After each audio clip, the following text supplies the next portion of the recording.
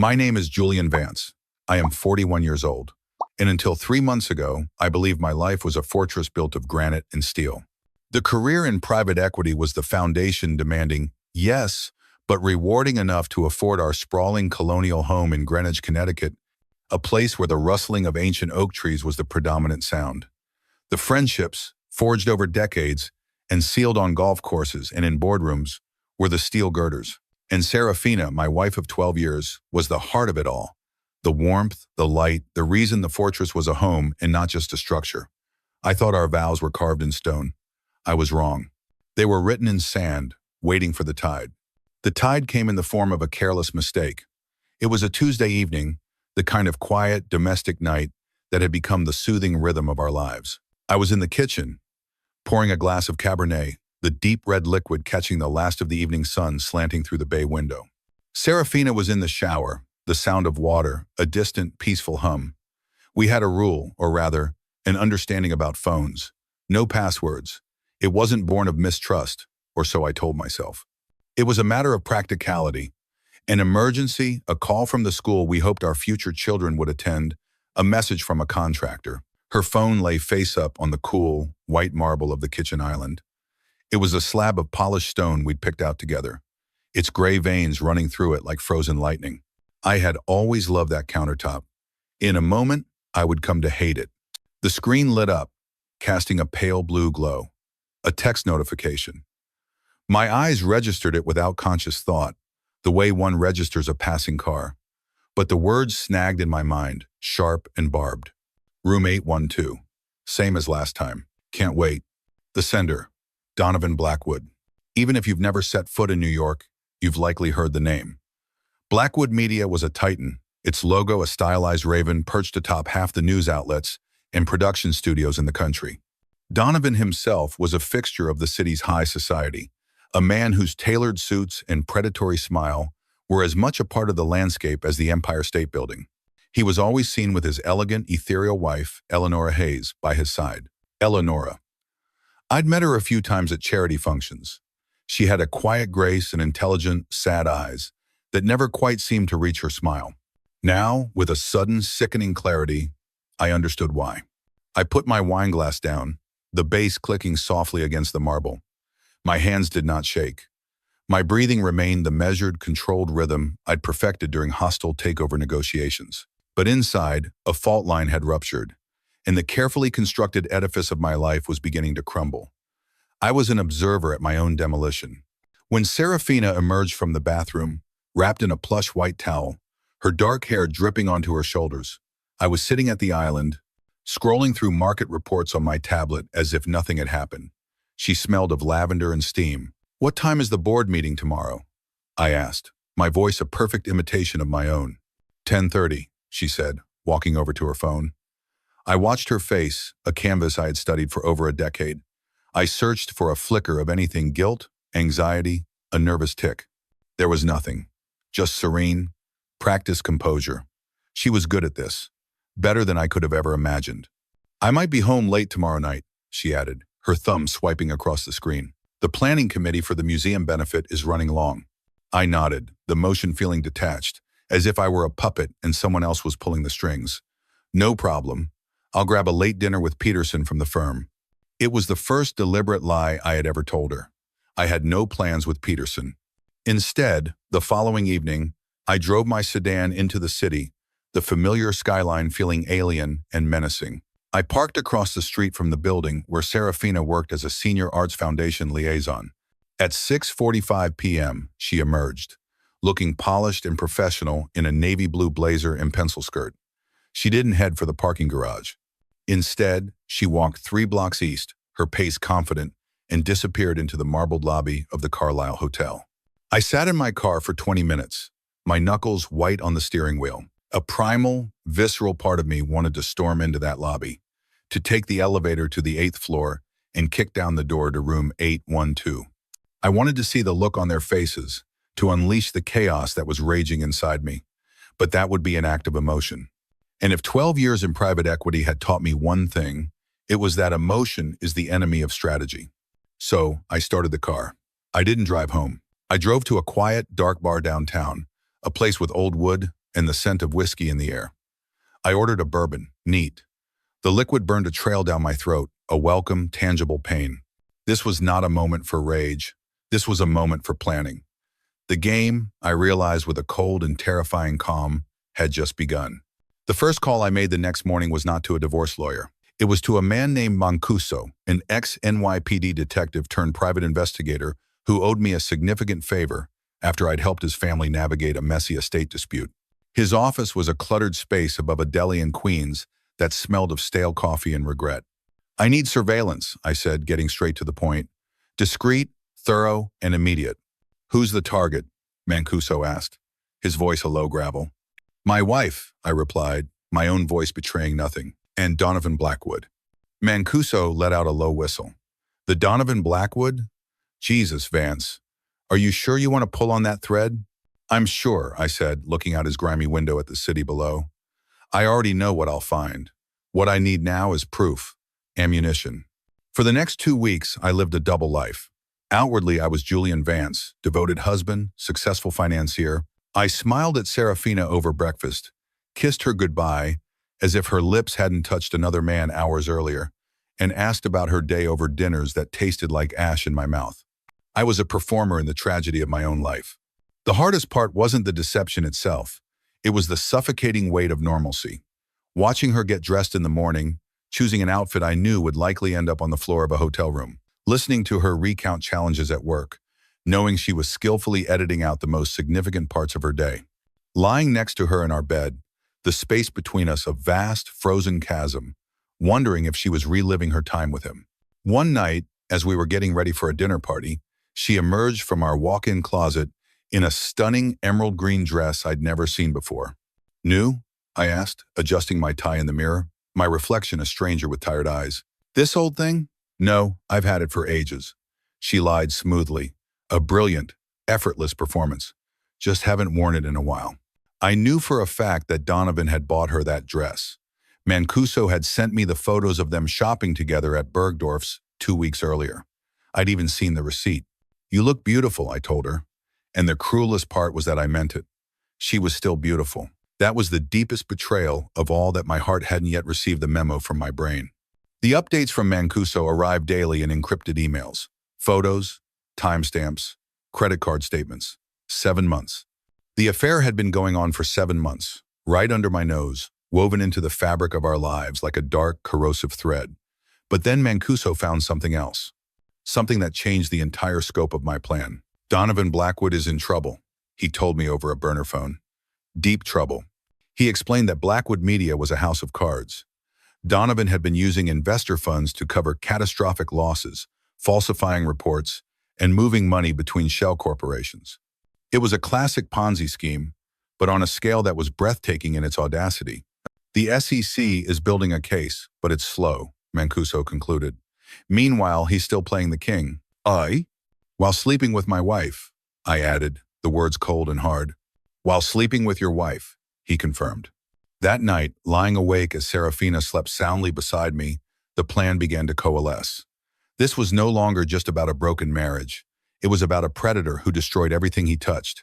Simple divorce wasn't enough. Exposing the affair wasn't enough.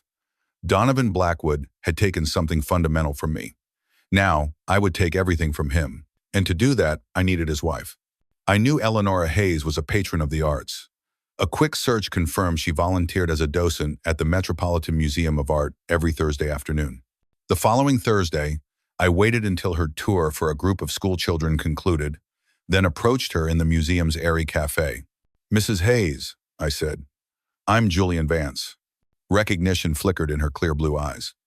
"Yes, Serafina's husband. We've met at a few benefits, I believe." "May I join you?" She hesitated, then gestured to the empty chair. Up close, her poise was even more striking, but the sadness in her eyes was profound. "I'll be direct," I began, placing a manila envelope on the table between us. "I have something to discuss with you, something deeply personal. I believe you deserve to know the truth." Her hand hovered over the envelope, her composure a fragile shield. "What kind of truth?" "The kind," I said softly, "that changes everything." She opened it with steady hands. Inside were 5 photographs. The first showed Donovan and Serafina entering the Carlisle. The second captured them kissing in an elevator, his hand possessively on the small of her back. The others were equally damning. She studied each one with a methodical stillness, her expression unreadable. When she was done, she placed them back in the envelope. 7 months, I said quietly. A single tear escaped and slid down her cheek. She wiped it away with a swift, angry gesture. I knew, she whispered. Something was wrong. The late nights, the secrecy with his phone. He told me he was working. She gave a bitter, hollow laugh. There's more, I said, sliding a second envelope across the table. This one contained a summary of Mancuso's financial findings. As she read through the evidence of the Ponzi scheme, her composure finally cracked. Her face went pale. Oh my God, she breathed. He's going to prison. Yes, I confirmed. It's only a matter of time. She looked up at me, her eyes suddenly sharp, the sadness replaced by a glint of steel. Why are you showing me this? Why not just divorce your wife and let my husband get caught in his own mess? I leaned forward. Because that's not enough. They betrayed us, they humiliated us, and they thought we were too foolish to notice. I don't just want to end my marriage, Eleonora. I want them to face what they've done, publicly. Oh. Her eyes narrowed as she began to understand my intent. What are you suggesting? The annual Met Gala is in 3 weeks, I said. Serafina is on the planning committee, and Donovan is being honored as the philanthropist of the year. I let the irony hang in the air. I want to expose them, in front of everyone who matters in this city, and I want to do it with you, by my side. She was silent for a long moment, her fingers tracing the rim of her teacup. Then she met my gaze, her decision made. My friends call me Eleonora, she said, her voice firm. And if we're going to destroy my husband together, I think we should be on a first-name basis. In the 3 weeks that followed, Eleanor and I became co-conspirators in a meticulously crafted plot. We operated like spies, meeting in discreet coffee shops in different boroughs, never the same place twice. We communicated exclusively through burner phones, the cheap plastic devices a symbol of the clandestine world we now inhabited. It might have seemed excessive, but Donovan was a man with vast resources. We couldn't risk a single misstep. During these clandestine meetings, I discovered the woman behind the society pages. Eleonora was whip-smart, with a dry wit and an analytical mind that had been dulled by years of playing the supportive spouse. She had given up a promising career as an art historian to further Donovan's ambitions. They had no children, he had never wanted them. A small mercy, I suppose, she'd said once, with no trace of self-pity. How did you and Serafina meet? She asked me one afternoon, as we sat in a small cafe in the West Village. College, I said, the memory surfacing with a familiar pang of betrayal. She was studying communications. I was in finance. We met at a party. It was easy, natural. I smiled faintly. Or so I thought. My father introduced us, she said, stirring her tea. He thought Donovan was exactly what I needed. Ambitious, charming, connected. My father was very big on connections. And was he what you needed? Her smile was laced with a decade of quiet disappointment. For a while, maybe. Or I convinced myself he was. But that's over now. Our plans centered on the gala. As the honoree, Donovan would be introduced with a professionally produced multimedia presentation, highlighting his philanthropic work. Eleonora, as a major benefactor of the museum, had access to the event's technical staff.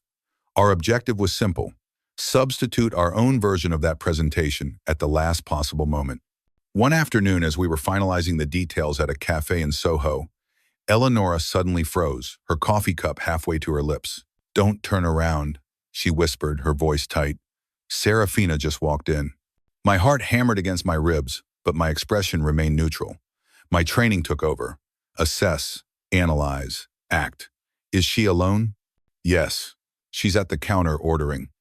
Follow my lead, I said quietly, and reached across the table, taking Eleonora's hand in mine, just as Serafina turned from the counter with her drink. I heard her sharp intake of breath. I felt her presence behind me before she spoke my name. Julian? I turned, feigning surprise. Serafina, what are you doing here? Her eyes darted from my face to Eleonora's, then down to our joined hands. Confusion and suspicion warred on her features. I had a meeting nearby, she said, her voice strained. I didn't realize you two were friends. Eleonora and I just ran into each other, I said smoothly, the lie flowing as easily as any I had told in the past few weeks. We were just discussing the gala. She has some wonderful ideas for the presentation. Eleonora smiled, a perfect mask of polite composure. Serafina, so lovely to see you. Your husband has been telling me how proud he is of all your work on the event. Serafina's professional mask slipped into place, but not before I saw the panic flickering beneath. How nice. Julian doesn't usually take such an interest in my fundraisers. People change, I said, my eyes locking with hers, letting her see a sliver of the ice beneath the surface. Sometimes in surprising ways. She shifted uncomfortably. Well, I should get back to the office. It was nice seeing you both. She practically fled, leaving the coffee she just paid for sitting on the counter. I turned back to Eleonora, who released my hand with a shaky laugh. That was close, she murmured. Actually, I said, a grim satisfaction settling over me. It was perfect. Now they'll be worried, off balance. They'll wonder what we know. Do you think she'll tell Donovan? Immediately, I confirmed.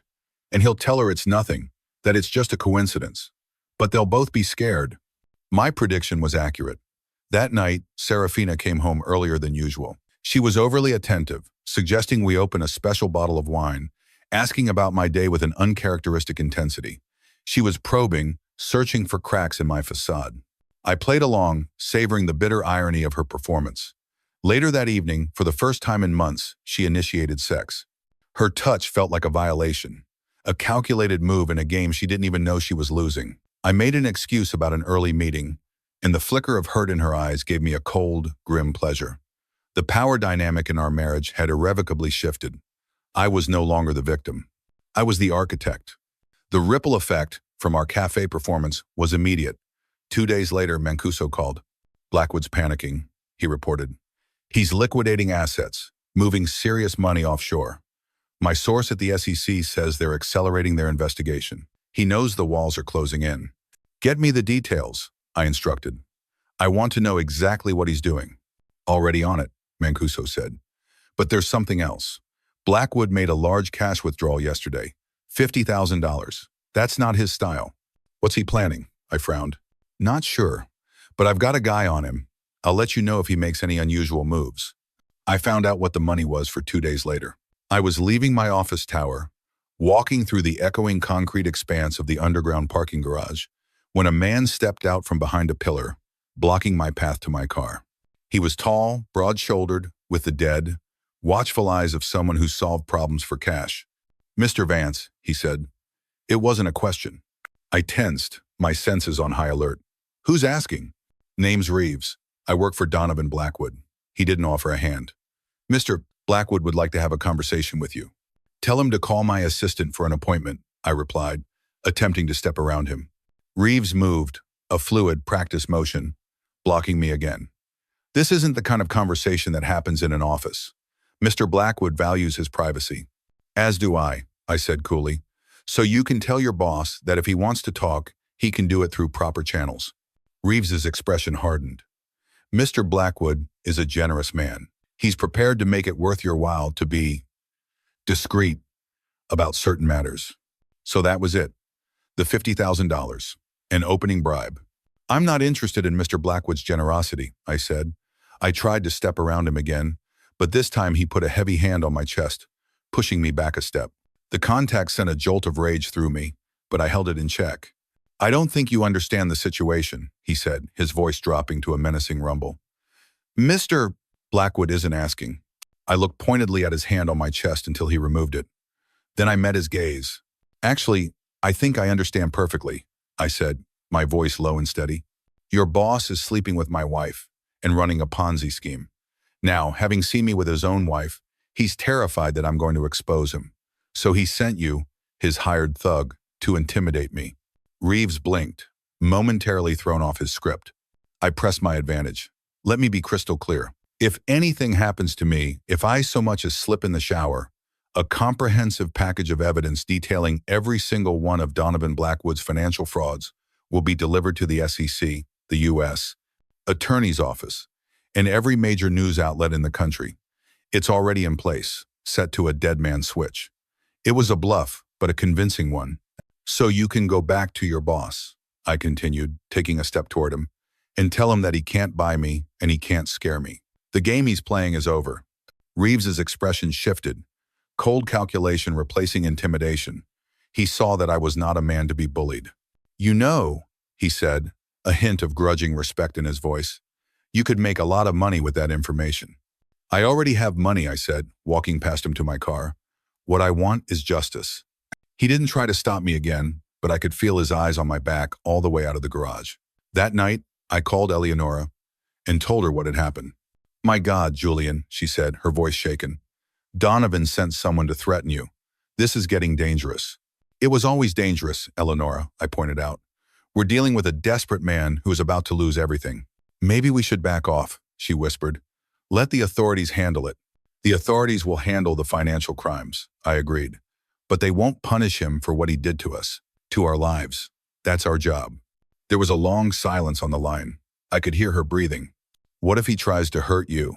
Or me? She asked. He won't, I assured her, with more confidence than I felt. Donovan is a coward at heart. He preys on people he thinks are weaker than him. Now that he knows we're not intimidated, his next move will be one of self-preservation, not aggression. I was right. The next morning, Serafina informed me that Donovan had called an emergency, out-of-town board meeting, and wouldn't be able to attend the final gala planning session. He seemed distracted, she said, watching me carefully over her coffee cup. Is everything okay with his company? Have you heard anything? Why would I have heard anything about Donovan Blackwood's company? I asked, my face a perfect mask of innocence. She flushed. I just thought, since you're in finance, New York is a small world. Not that small, I said, taking a sip of my coffee. But if you're concerned, why don't you ask him yourself? She looked away, unable to meet my gaze. I'm sure it's nothing. But we both knew it was everything. The night before the gala, I decided the time for silent observation was over. The air in our house was thick with unspoken words, a tension so palpable it felt like a physical presence. We moved around each other like ghosts, the comfortable routines of our marriage now a cruel parody.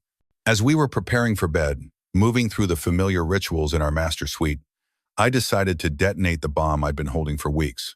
She was at her vanity, applying a night cream with meticulous strokes, her reflection in the mirror a portrait of strained composure. Working late again tomorrow night, I assume? I asked, my tone casual. You know I am, she replied, her eyes focused on her reflection. The gala is our biggest fundraiser of the year. I walked to stand behind her, my own reflection appearing over her shoulder. We looked like a portrait of a happy marriage, a lie captured in silvered glass. Room 812 at the Carlyle, I said quietly. It must have quite a view. Her hand froze mid-motion. In the mirror, I watched her expression cycle through a rapid series of emotions, confusion, then dawning shock, and finally, a desperate calculation. What are you talking about? She stammered, but her voice wavered, betraying her.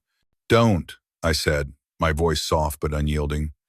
Don't make this worse by lying more than you already have.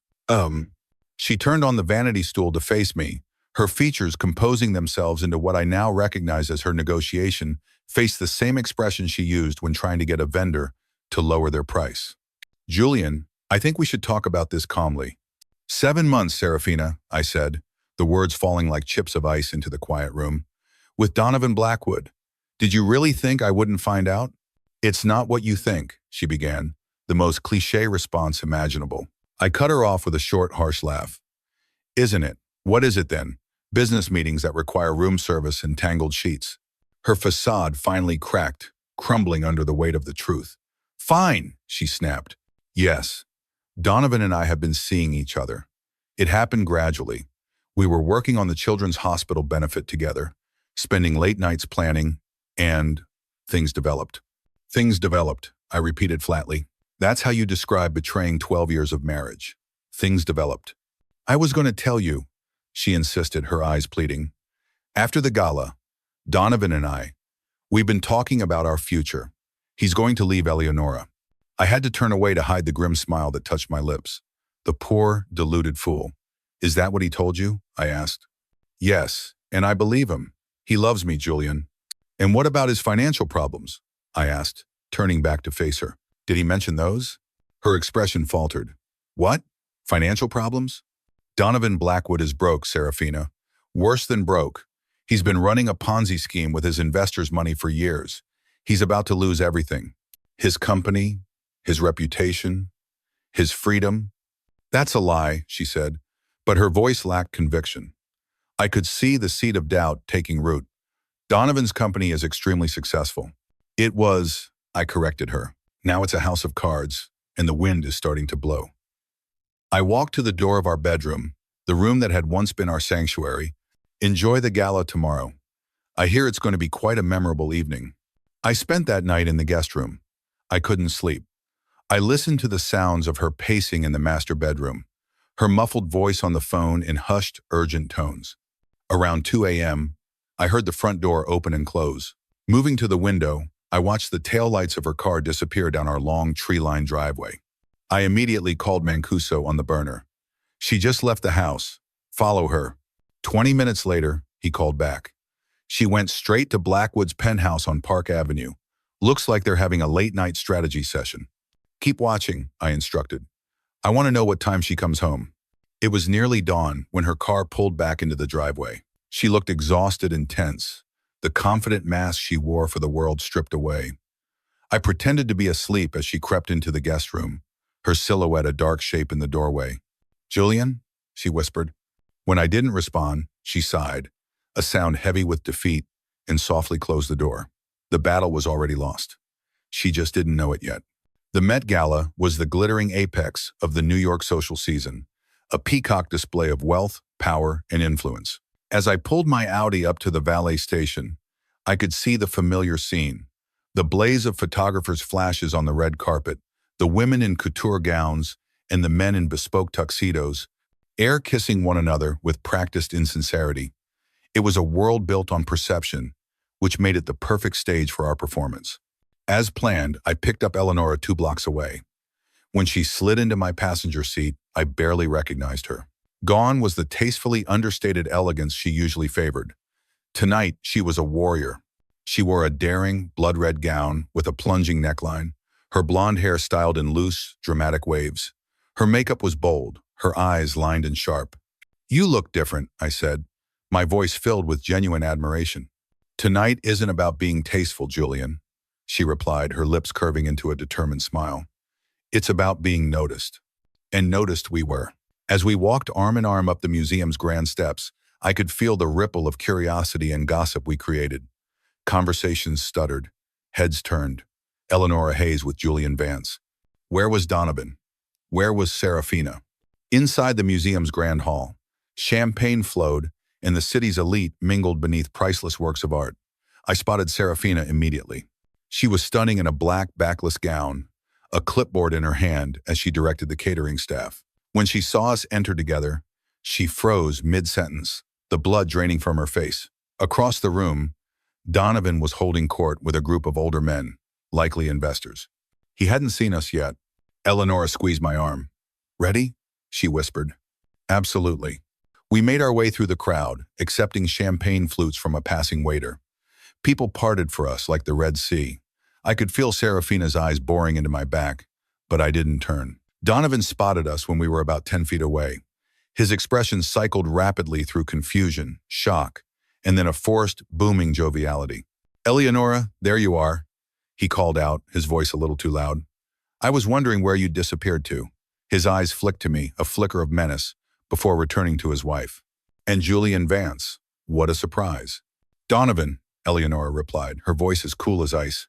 "I thought for a change I'd arrive with someone whose company I genuinely enjoy." The men around Donovan shifted uncomfortably. One muttered an excuse and drifted away. "I see you're in one of your moods tonight," Donovan said through a tight smile. "Perhaps we should discuss this privately." "Oh, I don't think so," Eleonora responded, her voice carrying. "I'm tired of privacy, aren't you, darling? All those private hotel rooms, private bank accounts, private conversations. Let's be public for once." Donovan's jaw tightened. I could almost see the gears turning in his head as he tried to calculate his way out of this. Just then, a voice over the sound system announced the start of dinner, followed by the program honoring Mr. Vincent Blackwood. "Oh, we'll see you there," Eleonora assured him with a predatory smile. "We've arranged to be seated at the head table with you." I had never seen a man's face drain of color so quickly. Dinner was a masterclass in passive-aggressive warfare. We were seated at the central table, a tableau of simmering tension. Donovan sat at the center, flanked by the museum director. Eleonora boldly took the seat to his left, the seat intended for Serafina, who was now scrambling to have another place setting added. I sat beside Eleonora, directly across from my wife. Eleonora was brilliant, charming everyone except her husband, lavishing particular attention on me. I played my part, touching her arm when she made a joke, leaning in close to whisper comments that made her laugh. Donovan grew visibly agitated, downing 3 scotches in rapid succession. Serafina maintained her professional poise, but her white-knuckled grip on her wine glass betrayed her. At one point, Emma leaned across the table toward me. "What do you think you're doing?" she hissed, her voice low and venomous. "Having dinner," I replied innocently. "The salmon is excellent." "Ah oui. This is humiliating." "Is it?" I said, letting my gaze drift pointedly between her and Donovan. "How interesting you'd use that particular word." The lights finally dimmed. The museum director stood to begin the program, his voice echoing through the hushed hall. "And now, it is my great pleasure to introduce tonight's honoree, a visionary businessman who has quite literally changed the face of our beloved city, Mr. Donovan Blackwood." The large screen behind the stage illuminated. For the first 30 seconds, everything proceeded as expected. Slick footage of Donovan at groundbreaking ceremonies, presenting oversized checks, standing proudly before his properties. Then, the video changed. "What I've learned in business," Donovan's voice narrated, clearly taken from some earlier interview, "is that perception is everything." On the screen, a new image appeared, a security photo of Donovan and Serafina entering the Carlisle, time-stamped 3 weeks earlier. Gasps rippled through the ballroom. Serafina dropped her wine glass, sending red liquid cascading across the white tablecloth like a splash of blood. "The public sees what we want them to see," his voice continued smoothly. "Behind every success story is careful management of information." Now the screen displayed financial documents, bank transfers, falsified reports, evidence of the massive fraud. Numbers were highlighted, revealing the millions missing from investor accounts. Donovan lunged to his feet. "Turn it off!" he roared. "This is fabricated, a smear campaign." But the presentation continued relentlessly. A digital execution, more photos of him and Serafina, more damning financial evidence. The crowd was in an uproar. Investors were shouting questions. The museum director was frantically signaling to the tech booth, but the technician, well paid for his temporary deafness, ignored him. As the final image faded from the screen, I stood and raised my champagne glass. My voice carried across the now silent room. "I'd like to propose a toast," I announced, "to truth and to consequences." On cue, the massive doors at the back of the ballroom swung open. A team of SEC agents and NYPD officers strode purposefully down the center aisle. The lead agent, a stern woman in a dark suit, approached our table. "Donovan Blackwood," she said. "This is outrageous," he blustered, but the tremor in his voice betrayed him. "Mr. Blackwood, I'm Special Agent Keaton with the Securities and Exchange Commission," she stated calmly. "You're under arrest for securities fraud, wire fraud, and investment advisor fraud." An officer stepped forward with handcuffs. The ballroom erupted into chaos. Phones were out, recording everything. In the midst of the pandemonium, Serafina clutched at my sleeve, mascara streaming down her face. "Julian, please," she begged. "Tell me you didn't do this." I gently removed her hand from my arm. "You made your choice, Serafina. You chose him, his lifestyle, his lies. Now you get to live with the consequences." "But I love you," she sobbed, a desperate, broken sound. "We can fix this. 12 years, Julian. Doesn't that mean anything?" I looked at her, truly looked at the woman I had married, and saw only a stranger. "It meant everything to me," I said quietly. "That's why this had to happen." End of. As Donovan was led away in handcuffs, shouting threats about his lawyers, Eleonora appeared at my side. She slipped her arm through mine, a gesture that felt surprisingly natural. "Shall we go?" she suggested, her voice calm amidst the storm. "I think our work here is done." We walked out of the gala, leaving the chaos and the wreckage behind us. Outside, the night air was cool and clean. For the first time in months, I felt like I could finally breathe. The fallout was swift and merciless. By morning, the story was everywhere. Donovan Blackwood, the titan of industry and philanthropist of the year, arrested for massive fraud at his own tribute dinner. The salacious details of his affair, while not printed in the major papers, spread through the city's social circles like wildfire, fueled by the hundreds of eyewitnesses at the gala. His empire crumbled in a matter of days. Serafina tried calling me dozens of times. I didn't answer. Finally, she sent a text. I'm staying at a hotel. I've given you space. We need to talk. Please. I agreed to meet her in a neutral, anonymous hotel restaurant. She looked terrible, pale and drawn, with dark circles under her eyes that makeup couldn't conceal. She had lost the polished veneer that had been her armor for so long. Have you filed for divorce yet? She asked, her voice brittle. My lawyer is drawing up the papers, I confirmed. You'll be served next week. And she nodded, as if expecting it. Will you be pursuing the infidelity angle in the settlement? That depends on how amicable you're willing to be, I said, my voice even. If you fight me, I will make sure everyone knows exactly what happened. If you don't, we can resolve this quietly. I won't fight you, she said quietly. I made a terrible mistake, Julian. The worst mistake of my life. 7 months isn't a mistake, Serafina. It's a campaign. She flinched. He was persuasive. He made me feel special. He talked about a future together. While he was stealing from his investors and living on borrowed time, I finished for her. Did you know about his financial crimes? No, she protested, a flash of her old fire. How could you think that? I had no idea until you told me. I studied her face, trying to find a flicker of the woman I had once loved, the woman I had built a life with. I found nothing. What will you do now? I asked, more out of a sense of finality than genuine curiosity. I've lost my job, she admitted, looking down at her hands. The museum board felt I'd brought too much negative attention to their organization.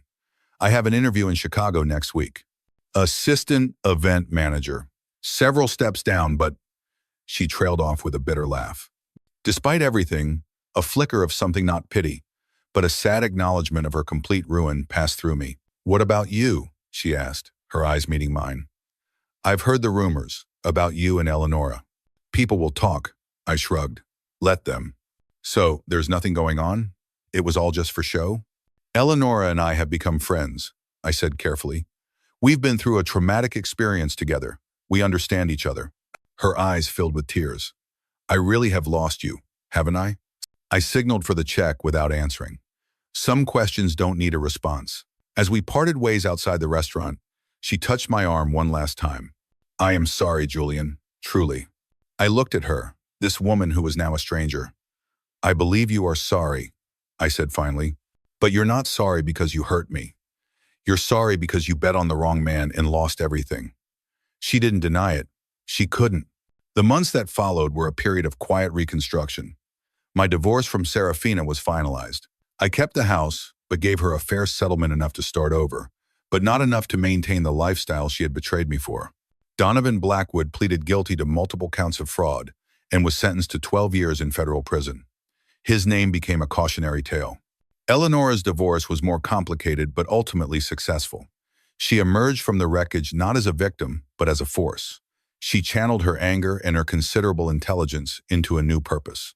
On the one-year anniversary of the gala, I stood in a crowded room, watching Eleonora at a podium. She was launching her new foundation, the Veritas Fund, a nonprofit dedicated to providing legal aid and financial counseling to victims of large-scale financial fraud. She had transformed her pain into something meaningful.